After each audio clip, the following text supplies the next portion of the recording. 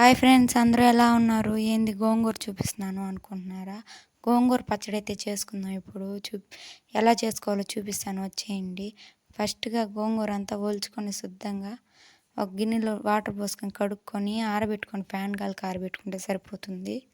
ఈ గోంగూర అంతా ఆరిపోయిన తర్వాత ఒక పొయ్యి పైన బాండలు పెట్టుకొని దాంట్లో కొంచెం ఆయిల్ వేసుకొని ఎండుమిర్చి ఎన్ని సరిపోతాయో అన్ని బాగా వేయించుకోండి.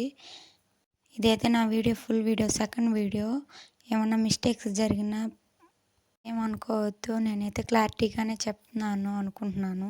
మిర్చితో పాటు కొంచెం ధనియాలు, జీలకర్ర కొంచెం వేసుకొని బాగా వేయించుకోండి.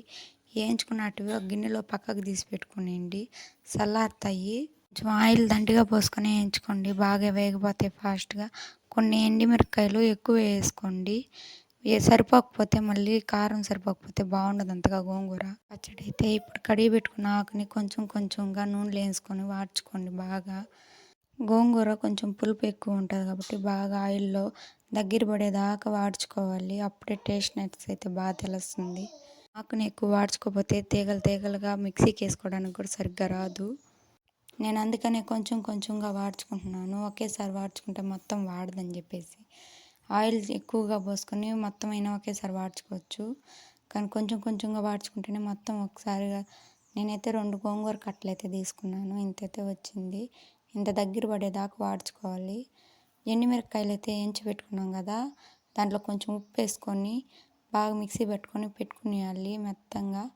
అది ఒక గిన్నెలో తీసుకోండి. ఎందుకంటే కొంచెం ఎండుమిర్చి ఎక్కువ వేసుకున్నాం కదా, సరిపోకపోతే మళ్ళీ కలుపుకోవచ్చు.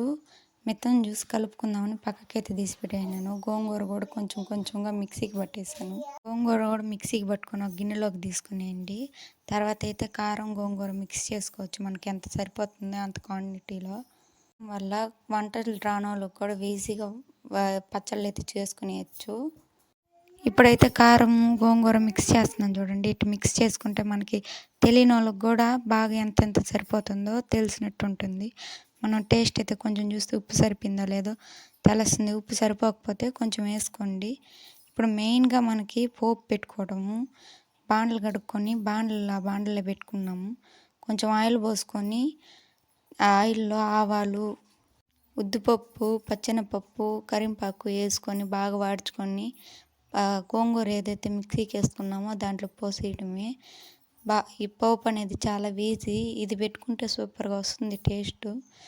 నేనైతే 2 ఎండుమిర్చి కూడా వేసుకొని వాడ్చుకున్నాను. మీకు నచ్చినట్టయితే వేసుకోండి. ఎండుమిర్చి నంచుకోవడానికి గోంగూరలో వేసుకొని నంచుకోవడానికి బాగుంటుంది గోంగూరలో వేస్తే. ఇంతేను సింపుల్ ప్రాసెస్లో గోంగూర పచ్చడి.